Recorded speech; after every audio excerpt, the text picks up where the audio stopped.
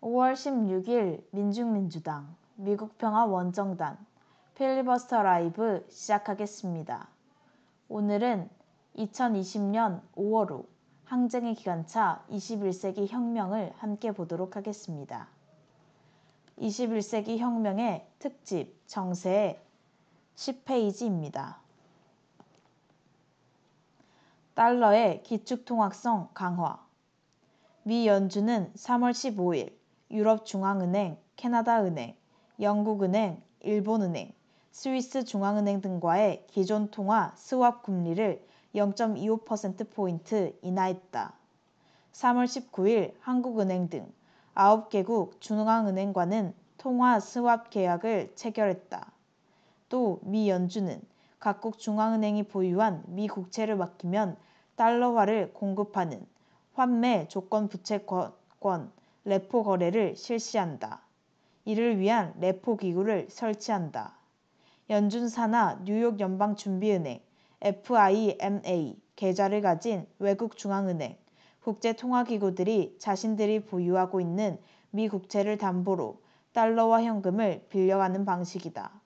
하루짜리 오버나이트 거래지만 필요한 만큼 차환이 가능하다. 연준의 초과 지급 준비금 이자율 기준 0.25%포인트 추가 금리가 적용된다.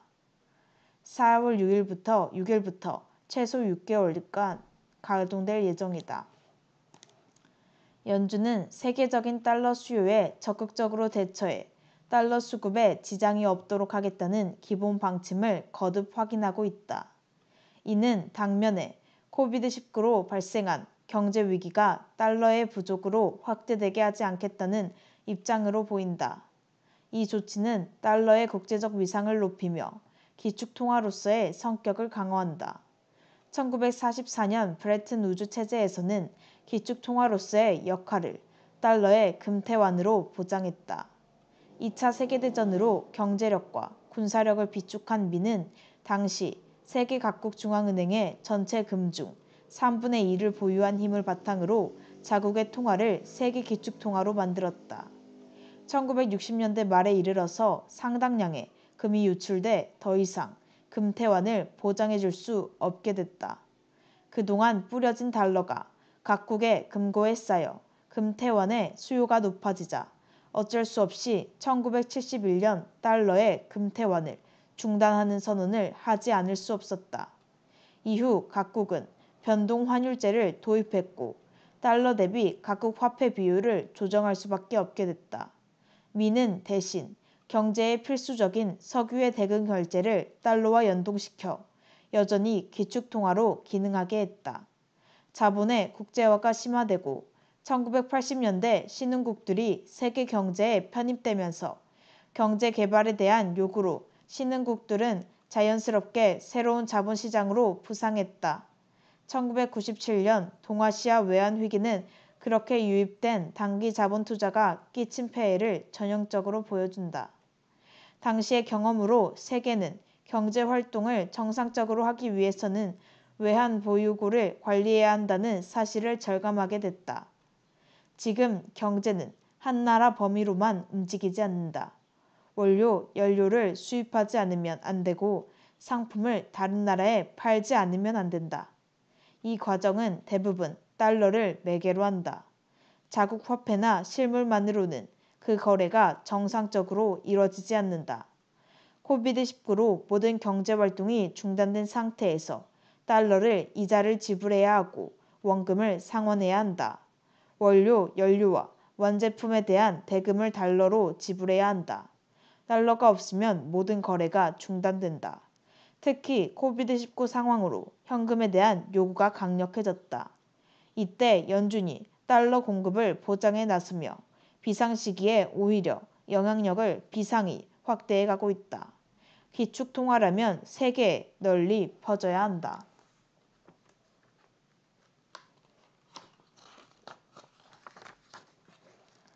셰일 혁명, 호황에서 불황을 넘어 공황으로.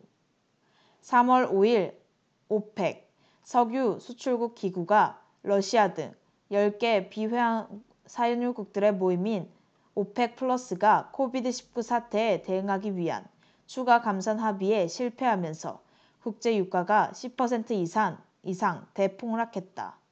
하루 평균 150만 배럴 추가 감산과 기존 감축량 하루 210만 배럴에 대한 기간 연장 합의가 예정돼 있었는데 모두 결렬됐다.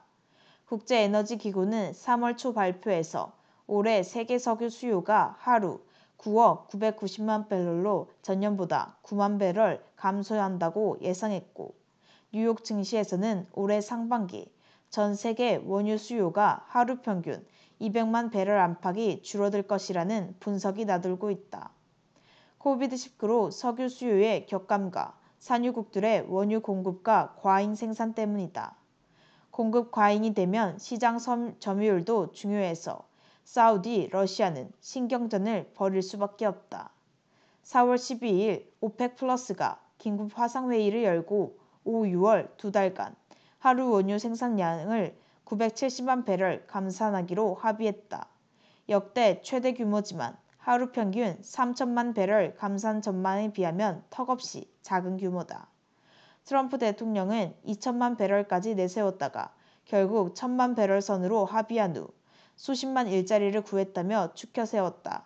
S&P 연구원은 오펙이 더 나아가지 않는 한 유가 회복은 힘들 것이라고 분석했으며, 골드만삭스도 역사적인 규모이긴 하지만 충분하지는 않다고 했다. 유가는 합의 이후에도 20에서 30달러대에 머물고 있다. 유가 분쟁은 미와 트럼프를 노리고 있다. 3월 5일 합의 실패 후 파이낸셜 타임스는 러가 경쟁국인 미의 셰일 산업과 미 경제에 타격을 가할 기회를 노리고 있다고 분석했으며, 러 국영 에너지 기업 로스네프의 회장은 3월 20일 지난 3년간의 감산으로 미와 같은 경쟁국의 점유율만 커졌다며, 미의 셰일 석유가 줄도산하면 국제유가도 연망 배럴당 60달러로 오를 수 있다고 주장했다. 2008년 중의 석유 소비가 급증하면서 배럴당 145달러를 기록하는 등 유가가 고공행진을 했다. 이런 고유가 덕분에 미는 지하 1000m의 셰일층에 부존된 석유, 천연가스를 퍼내는 수압 파쇄 공법이라는 신기술을 개발할 수 있었다. 이 셰일 혁명으로 미국이 1위 산유국 지위에 올랐고 셰일 석유가 쏟아지면서 유가가 떨어지기 시작했다. 사우디와 러는 유가 하락 방지를 위해 2016년 석유 생산 감산에 합의해야 했고 유가는 반등했다. 2016년 합의가 올해 3월 말 종료할 예정이었고, 사우디가 코비드-19 영향으로 150만 추가 감산 제한을 들고 나왔지만 러가 이를 거부했고 치킨 게임이 시작됐다. 사우디가 바로 200만 배럴 증산을 선언한 것이다. 2019년 기준 미의 하루 원유 생산량은 통계 수치에 따라 1,300에서 1,900여만 배럴로 현재 세계 1위다. 러는 이미 저유가를 기반으로 예산을 편성해 40달러 선에 접근하더라도 차질이 없지만, 사우디는 수지 균형을 맞추려면 최소 92달러 선을 유지돼야 한다고 알려졌다. 미의 100여 개 주요 셰일 업체 중 30달러대 국면을 버틸 수 있는 기업은 엑손 모빌 등 5곳 정도다. 한때 서부 텍사스 유가격이 배럴당 20달러 밑으로 추락하는 등 미 석유 생산량의 41%를 차지하는 텍사스는 최악의 경제 위기를 맞고 있다.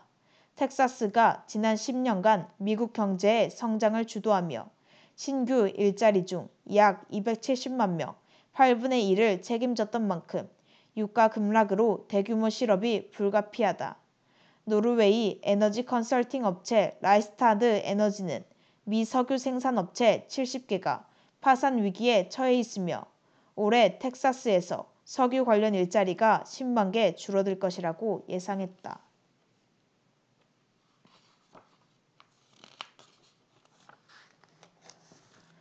중미 갈등 고조와 중미 양극 체제의 공고화. 뉴욕 타임스는 4월 5일 중이 2019년 12월 31일 우한에서 코비드-19 환자가 발생했다고 발표한 이후 약 43만 명이 중에서 미로 입국했다고 보도했다. 또 2월 2일 최근 2주간 중을 다녀온 외국인에 대한 입국 금지 조치를 한 이후에도 중에서 미로에 입국자가 약 4만 명에 달한다고 전했다. 미 시민권자, 영주권자, 그 가족은 예외여서다. 이렇게 들어온 중으로부터의 입국자는 우한으로부터 입국한 수천 명도 포함된다고 기사는 강조했다. 신문은 이를 이유로 트럼프 정부의 코비드-19 대응이 너무 늦었다고 비난했다. 반중적인 남해 친미 극우 세력이 문재인 정부가 중국인 입국을 통제하지 않아 남해 코로나 사태가 발생했다는 주장과 같은 맥락이다. 3월 2일 유럽이 신종 코로나 사태로 공황에 빠지자 미 폭스 뉴스 앵커가 중은 신종 코로나 사태에 대해 정식으로 사과해야 한다고 주장했다. 이에 자우리젠 외교부 대변인은 중의 이름을 더럽히는 건 바이러스 자체보다 위험하다고 반박했다. 그러면서 중 사과로는 근거도 없고 도리도 아니다 라고 강조했다. 그는 2009년 미에서 폭발한 H1N1 독감이 214개 국가에 퍼지며 18,449명이 사망했지만 미에 사과를 요구한 나라는 없다고 말했다. 트럼프는 3월 19일 기자회견에서 원고에 쓰여있던 코로나 바이러스의 코로나를 자신이 직접 차이니스라고 수정한 것을 워싱턴 포스트 기자가 잡아냈다. 3월 16일 폭스뉴스의 한 프로그램에서 뱅크스 공화당 하원 의원은 우리는 신종 코로나가 미에 끼친 피해에 대해 중에 물어내라고 강요하는 것부터 시작해야 한다며 그 방법의 하나로 대통령이 중의 대부분의 미 채무를 감면하라고 강요할 수 있다고 주장했다. 중의 황구 신보는 이에 대해 악독한 수단이라며 역병하에 미에서 출현한 가장 지랄병 같은 제의라고 반발했다. 4월 6일 인도 변호사협회가 국제법률가위원회에 공동으로 유엔 인권이사회에 중이 코비드-19와 관련해 배상해야 한다며 그에 대한 명령을 요청했다. 미 내에서도 중에 대한 손배소들이 제기됐다. 2월 27일 중난산 중공정원 원사는 신종 코로나가 출현은 중에서 했어도 발언이 꼭 중이 아니다 라고 말해 발언지를 쟁점화시켰다. 이어 시진핑 국가주석이 3월 초 신종 코로나의 발원지를 찾는 작업을 강화하라고 지시했다. 폼페오 미 국무장관은 역병에 대해 중이 제일 먼저 알았지만 은폐로 일관해 귀중한 2달을 놓쳤다. 그 결과 수백만이 우한을 빠져나갔고 이탈리아 등 세계 각국이 재앙을 맞고 있다며 공산당은 투명한 정보 공개를 억누르려 하지 바이러스를 억누르려 하지 않는다. 공산당이 일처리를 잘못해 많은 생명이 위험에 처하게 됐다고 압박했다. 3월 20일 경상 중국 외교부 대변인은 중은 1월 3일부터 미와 신종 코로나 정보를 공유해왔다고 반박했다. 중미 간 갈등이 고조될수록 중미 양극체제도 공고화된다. CBDC 세계 단일 화폐로의 새 흐름. 세계는 코로나 이전과 이후로 구분될 것이라며 그 핵심 주제로 디지털 전환을 꼽기 시작했다. 화폐 자체가 코비드-19의 확산 매개가 될 수 있다는 사실이 알려지면서 비대면, 비접촉 결제가 늘어나고 디지털 화폐에 대한 관심이 높아지고 있다. 3월 2일 BIS 국제결제은행의 보고서는 현재 전 세계 중앙은행의 핵심 미래 과제로 CBDC 중앙은행 디지털 화폐 개발이 거론되고 있으며 중, 아이슬란드, 노르웨이, 브라질, 이스라엘 등 17개국 중앙은행이 연구 중이고 60개국 중앙은행이 CBDC 개발을 중장기 과제로 여기고 있다고 전했다. 페이스북 대표 저커버그는 2019년 10월 미 화원의 리브라 청문회에서 미가 디지털 화폐를 발행하지 않으면 중이 먼저 할 것이니 페이스북 자회사 칼리브라를 통해 연내 발행을 목표로 개발 중인 디지털 화폐 리브라를 허용하라고 주장했다. 중은 올해 위안화를 세계 최초로 CBDC 형식으로 발행해 자국 내뿐 아니라 해외에도 대량 유통할 것으로 전망하고 있다. 중인민은행은 약 6년간의 연구 끝에 최근 CBDC의 기본 기능 구현을 위한 기술 개발을 마친 것으로 알려졌다. 중에 CBDC 발행에 대해서는 대체적으로 달러 중심의 기축통화 질서에 대한 반발과 위안화를 대안으로 내세우려는 의도로 이해되고 있다. 미 정부는 CBDC 발행에 대해 부정적인 입장이지만 페이스북과 같은 민간 기업이 그와 같은 역할을 할 수 있을 것으로 보고 있다. 유럽연합에서는 프랑스가 앞장서서 중보다 먼저 CBDC를 연내 시범 발행하려고 준비하고 있다. 2017년부터 이 크로나 프로젝트를 추진한 스웨덴은 현재 스웨덴 중앙은행이 분산 원장 기술의 DLF 기반의 이 크로나 솔루션을 개발해 테스트 단계에 들어갔다. 3월 12일 영중앙은행은 디지털 파운드 화 발행을 위한 연구 보고서를 발표했고 지난 2월 일자민당은행 및 금융체계연구위원회 대표도 디지털 엔화를 3년 내에 만들어야 한다고 강조했다. 유럽연합, 영, 스웨덴, 스위스, 일, 캐나다 등 6개 중앙은행은 2020년 1월 CBDC 연구그룹을 구성해 각국의 잠재적 CBDC 이용 사례를 공유하고 있다. CBDC는 블록체인 기술을 기반으로 은행이 아닌 민간에서 발행되는 비트코인, 이더리움 같은 암호화폐와는 구별된다. 페북의 디지털 화폐 리브라는 국경, 국적이나 인종, 거주 지역에 얽매이지 않는 초국가 화폐를 목표로 만들어졌다. 세계 단일 통화로의 흐름이 촉진되고 있다. 미가 달러의 금태환을 포기하기 전 IMF, 국제통화기금에서는 SDR, 특별인출권 체제를 만들었다. SDR은 금 보유량과 CO2 배출권 등으로 각 국가 화폐의 가치를 규정해 모든 화폐를 통합하는 모델 중 하나다.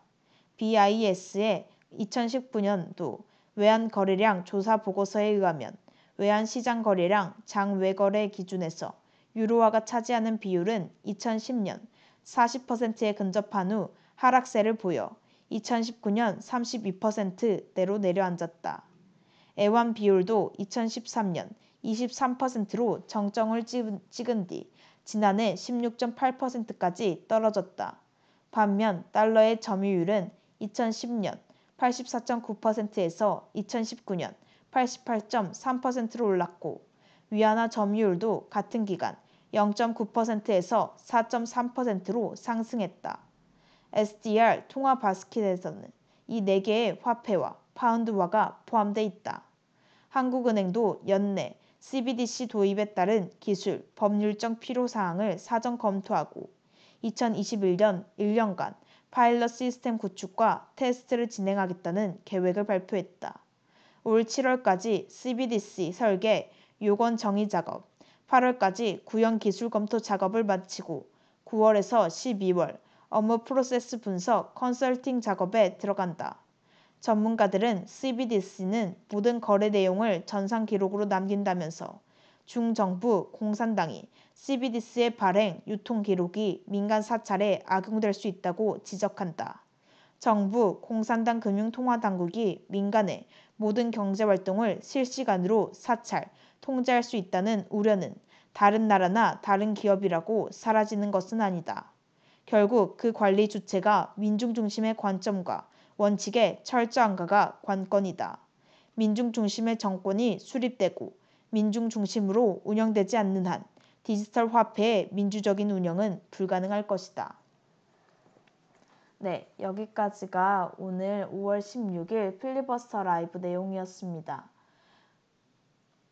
결국 자본들은 끊임없이 변화를 추진하며 민중들을 호도하려 할 것입니다. 허나 이 사회의 본질은 결국 민중 중심이 되지 않는 한 모든 것의 모순은 존재할 수밖에 없다는 것입니다. 우리는 코비드-19로 인해 발생한 2019 바이러스 세계 경제 공황의 본질을 더욱 뚜렷이 깨달으며 민중 중심의 사회를 앞당겨가는 투쟁을 결속해야겠습니다. 이상으로 5월 16일 민중민주당 미국평화원정단 필리버스터 라이브 마치겠습니다.